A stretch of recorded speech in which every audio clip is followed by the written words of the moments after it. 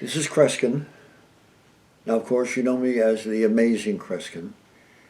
And I have a film that I've been thinking about addressing and revealing to you for recent years because it is a character that's part of our vocabulary and part of our history.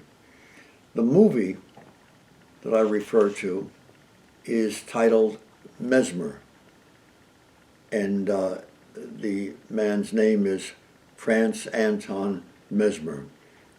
But the way you may know the movie is by the term mesmerism, which has become part of our culture.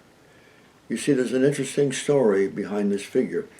And incidentally, I thought it would be helpful for you if I advise you not to purchase the movie, not to go to the trouble of watching it.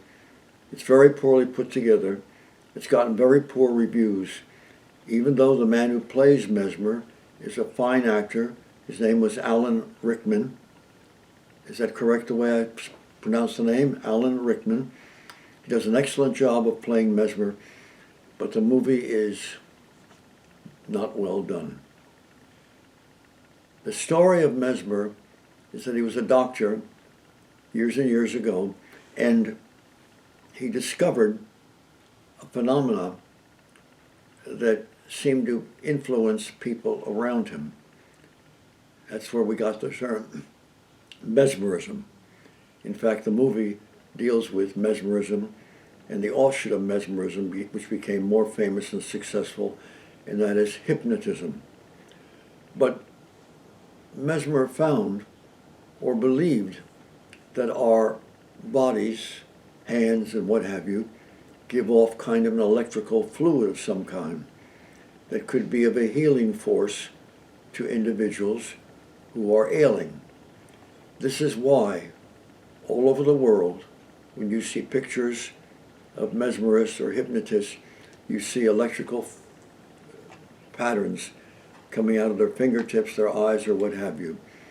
It was part of the belief of Mesmer, but he also had an additional belief, and that is that magnets could help heal as well. So there was a period where mesmerism and magnetism were used in conjunction. People came and were getting physical ailments, pains in their stomach, pains in their back or chest or what have you, and magnets were held to the area, and for some it seemed to clear up the problem. At least for a while it cleared up the problem. In the movie, which is painful to watch, it's not that well put together. One gal is sightless, and Mesmer is using some metal rods and other pieces to hold in front of her and to see if this is helping, and then using his mesmeric techniques and what have you. And her eyesight apparently comes back. Exactly how it doesn't, I don't know, because later on she's blind again. So the story is just not that clear.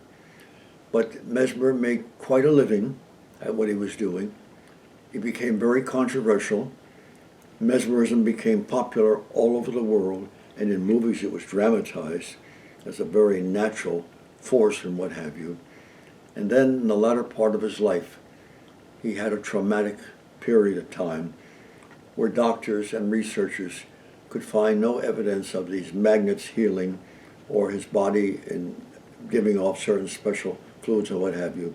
And there's a dramatic scene where they call him a phony, a fraud, and a disgrace to medicine, what have you. It's a very, very fascinating beginning. And that truly, folks, was the beginning of hypnotism. So you might find this an interesting thing to read about. I'm not suggesting you go and see the movie. Unless you find, when you watch this picture, that there's a strange magnetic feeling coming over you, and that maybe the person you didn't like, you're suddenly like the person again. Now, if it has to do with anybody like yours truly, don't even try that. To be continued, folks.